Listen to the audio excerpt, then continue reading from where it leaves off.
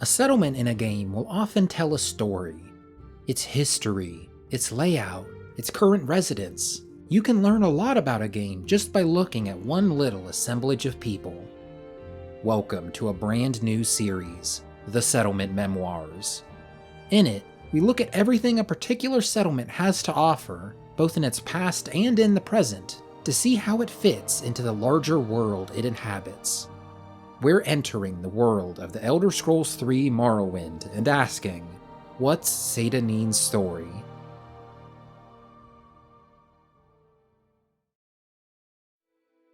Seyda Neen is a small village on the coast of Vvardenfell, which is itself an island in the larger Morrowind province of Tamriel. According to a Reddit comment left by Michael Kirkbride, one of the game's writers, the town sprouted up around the lighthouse. The Seyda Neen was originally the flagship of a fleet that House Hlaalu had sent to sea at the behest of a saint, to see the face of Veloth, he says. He goes on to tell the story of how a storm destroyed that fleet, leaving its crew members stranded. With the materials that floated ashore, they constructed the Grand Pharos Lighthouse to guide others back to safety. A small town sprouted up around this lighthouse, and considering it was built by House Hlaalu, the local house known for their sense of business, it shouldn't be surprising that it became a popular port. This is yours, as well as probably a lot of others' introduction to Vvardenfell. What kind of first impression does the town of Seyda Neen leave? Immediately after stepping foot off the boat you start the game on, you're greeted with the Census and Excise Office. Despite the town ostensibly being run by House Hlaalu, the Imperial Legion still has a small local presence through this building. They're in control of immigration and keeping just the general headcount of the region for tax purposes. Once you get through customs, you're finally free to explore this lovely village. There's a few important landmarks in Seyda Neen, most of which we've already talked about. There's the Grand Pharos Lighthouse to the south, the Imperial Office to the west, but there's also Auril's Trade House to the east. We'll look at that in just a moment. All the other buildings are houses for the residents. Around the town square you have a couple of really nice homes. These are definitely where the well-off villagers live. Just out of the way though, behind some buildings, you'll find some rundown shacks. Guess this is where the less well-off people congregate.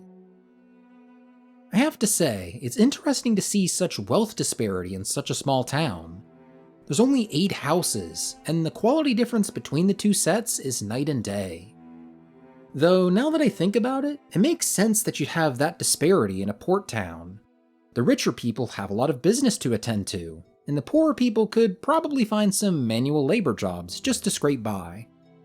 Though I have no doubt that both classes of people can appreciate Auril's Trade House.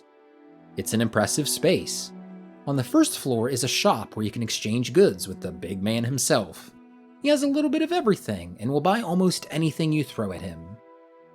The second floor is home to a bar, and it's poppin' up here. This definitely feels crowded, at least by Morrowind standards. There's a ton of people in here, a few of which are notable for reasons we'll get into soon.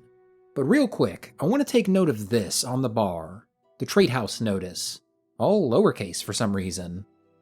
This is a whole-ass business license. Issued by House Hlaalu to Auril, you can read literally all the terms he agreed to when setting up this establishment. And it's beefy. You can read about how he's not supposed to allow any illegal games in or around the premises, how he shouldn't harbor any rogues, vagabonds, tradeless men, or other suspicious persons, and how he shouldn't play any music or dance on a couple of specific holidays. All written in appropriately flowery legalese. That's a neat bit of world building. I imagine it took one of the writers a bit to whip this up, but it really adds to the depth of the world if you just happen to stumble across this. You probably won't read it all, but you can just scroll through it and see that there's a bunch of text somebody wrote. That's good enough sometimes. That's all I have to say about the buildings themselves.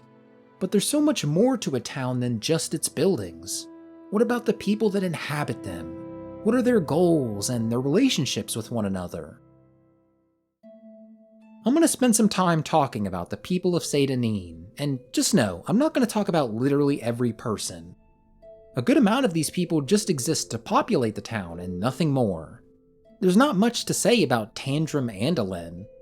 Well, I guess he is a bard and part of the Andalin family, who have their own ancestral tomb you can visit. He also has 3 relatives he can meet in other towns. Okay, so there's probably at least something that could be said about every single NPC in this game, even if they just have one family member somewhere else. But I'm just gonna talk about a handful of people in Seyda Neen that stick out the most to me. Maybe Tolvis Othralen is your favorite NPC in the game, and you're upset that I'm skipping over her for this section. I'm sorry, leave a strongly worded comment, and maybe I'll consider making a video about just her. Anyway, the people of Seyda Neen.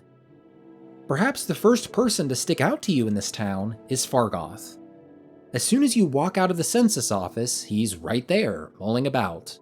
If you talk to him, he mentions that he hopes the Imperials treated you well, and how he thinks they took his ring. Asking him about the ring will have him tell you that he swears he had it last week, before their weekly Let's Shake Down Fargoth ritual. It was a family heirloom, and he wants it back. Sure enough, during the short tutorial, the game instructs you to grab a ring from a nearby barrel. So the Imperials definitely did take it, and now you're in possession of it. If you decide to do the right thing and give it back to him, he thanks you greatly, and puts in good word for you with a rill, giving you a nice discount there. He even calls you his favorite friend. Isn't that nice? The game sets you up with a situation immediately where you can make a friend. And you can't help but feel bad for him. The weekly shakedown ritual? Poor guy. And he has even more troubles on the horizon. If you talk to a rill, he informs you that Hriskar Flatfoot, a member of the Imperial Legion, is having money troubles. He mentions that he lost a bit of money playing 9 holes, one of the forbidden games on the Trade House notice, I might add. You wouldn't be too worried about losing normally, because he's usually well off from the quote, protection money the locals pay. But he thinks our good friend Fargoth is holding out on him. Apparently he's searched his whole house already, but couldn't find Fargoth's hiding spot, so he asks you to see if you could find it. Me, being the model citizen that I am, decided not to go through with this quest during my playthrough. But in service of showing off all that Seyda Neen has to offer, I guess I can play along for a bit. And real quick regarding Hriskar, earlier the game asks you to pick up this dagger stuck on the table and learn combat with it. But if you put on your noticing glasses, you'll notice the dagger is stuck through a note.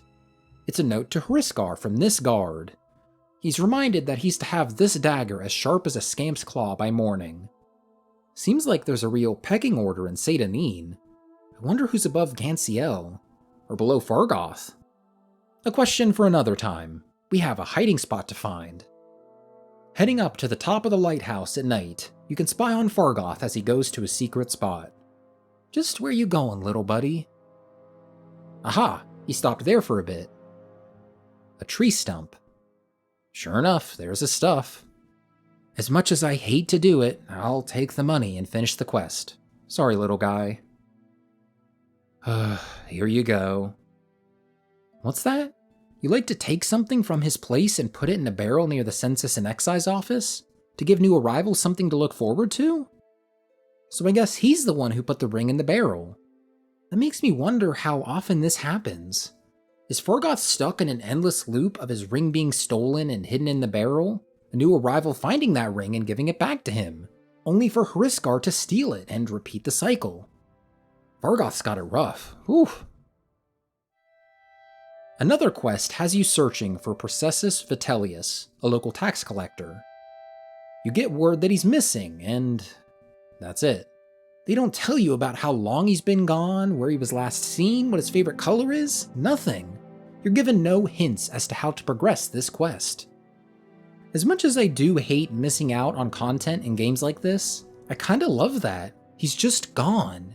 Nobody can even give you the vaguest hint as to where to find him, which makes it all the more meaningful if you just happen to stumble across his body just west of town. And it's a good bit out of the way. You gotta be off the beaten path to notice this. On him is 200 gold and a tax record. I remember reading this tax record and getting so excited. I could see that some of the locals haven't paid up, so I was thinking that I'd have to go to each one and interrogate them. I was ready for a murder mystery. Unfortunately, my imagination did get the better of me there. The quest doesn't quite go in that direction. It leads you to the census office, where it's pointed out that it's peculiar he was killed, but not robbed of his 200 gold. If you talk to people in town, you're informed that Processus spent time with Thaver in the lighthouse. She is understandably upset when you tell her that her boyfriend is dead. She informs you that he's only been angry once, and it was with a man named Forn Gilneth. Apparently, Forn accused Processus of screwing over the locals and taking some of the tax money for himself. Guess I know who we gotta talk to next. He lives in the run-down part of town. Interesting. Forn Gilneth, did you kill Processus Vitellius? Oh, he just admits to it. Simple enough, I guess. He does stick to his story about how he thinks Processus was skimming off the top to enrich himself. He mentions how Processus was always flaunting his wealth, showing off his new clothes and jewels. Though it is interesting to note, Processus is wearing common clothes when you find his lifeless body. There are a handful of qualities of clothing ranging from common to exquisite, with common obviously being the most common, so it's not like he was wearing the finest clothing around. And while he did have a fancy ring you're on the lookout for, he didn't even buy it himself. It was a gift from his girlfriend back at the lighthouse. So was Forn right? Was Processus really skimming off the top in his tax collection just so he could be a little bit richer? He doesn't really seem that wealthy based on what he had on him at the time of death. But maybe his common clothes were really nice by seyda neen standards, who can say? I kinda love ambiguity in quests like that. Morrowind does this all the time, you never quite know if you're in the right. That's all I have for seyda neen. It's a port town where the locals seem to have some problems with the Imperials occupying it. It's small but tightly connected. Let me know what you guys think of this series idea. I'm curious how this video was to both people who are and aren't familiar with the town and just this game as a whole. I could see this format working out for Fallout, Pokemon, Final Fantasy, basically any RPG with towns in it. I don't know, drop a comment with some feedback. What did you like about this video, and what do you think I could add or change in future episodes? Give it to me straight, Predizens. Thanks for watching.